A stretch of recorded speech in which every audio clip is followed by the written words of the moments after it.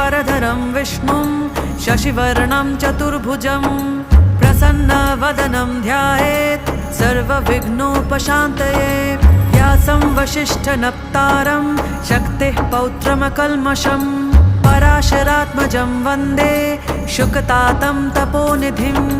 व्यासाय विष्णुरूपाय व्यासरूपाय विष्णवे नमो वै ब्रह्मनिधये वासिष्ठाय नमो नमः।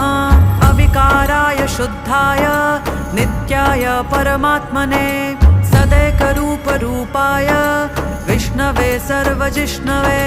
यस्य स्मरणमात्रेण जन्मसंसारबन्धनात् विमुच्यते नमस्तस्मै विष्णवे प्रभविष्णवे। ॐ नमो विष्णवे प्रभविष्णवे।